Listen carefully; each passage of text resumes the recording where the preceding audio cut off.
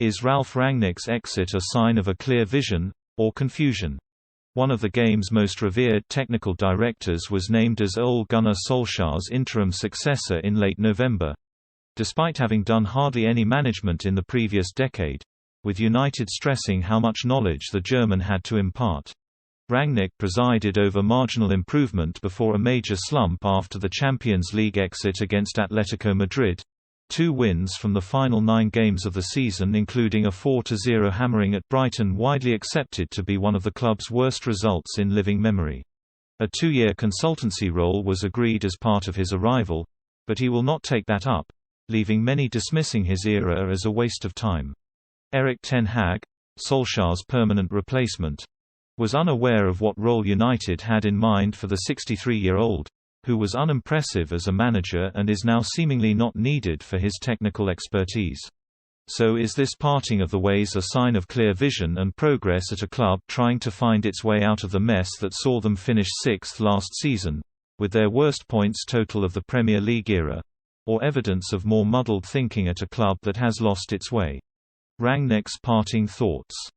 In a way, United didn't need to hold Rangnick to the 6 days a month agreement they struck for his involvement beyond the end of the season.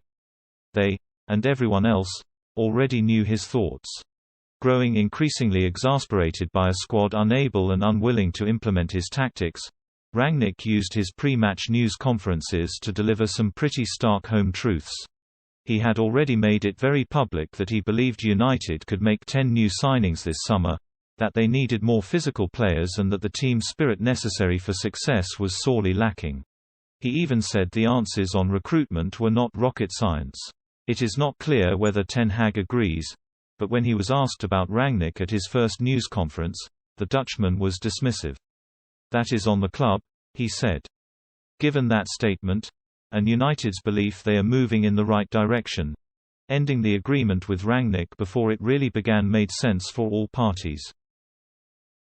More freedom for Ten Hag. United say Rangnick's period in charge allowed him time to carry out both an exhaustive process to identify Solskjaer's long-term successor, and streamline their method of finding new players. The manager and recruitment department retain power of veto over potential transfer targets, but United believe what they now have in place will provide more consistency. All United's senior scouts report to Steve Brown, the club's head of recruitment operations, and Ten Hag will clearly have his own thoughts on players.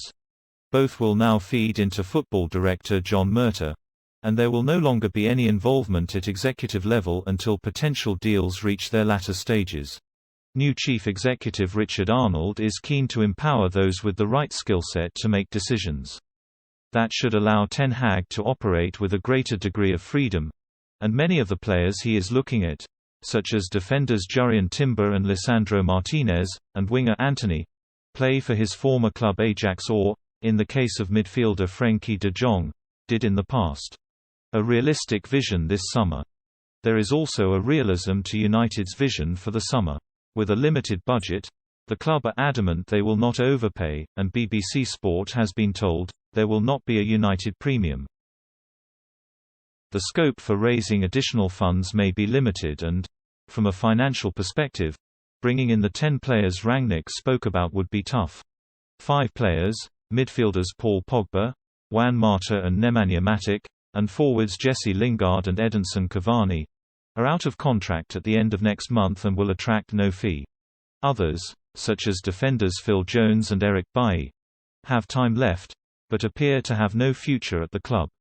Beyond that, there are players, such as full-backs Aaron Wan-Bissaka and Diogo Dalot, and others who have been on loan, including midfielders Donny van der Beek and James Garner, and winger Amad Diallo, who Ten Hag quickly needs to assess. Then there are bigger names, including forward Marcus Rashford and defenders Raphael Varane and Harry Maguire, who are capable of far more than they have shown of late. Ten Hag's task is to mould that together into a coherent unit, capable of playing the kind of possession-based football he demands. The work begins on the 24th of June, when United's non-international players begin their pre-season training. The first test will come on the 12th of July, when they meet Liverpool in Bangkok. By then, Rangnick will be long gone. Ten Hag's job is to make sure he stays a distant memory. Comment, like and subscribe.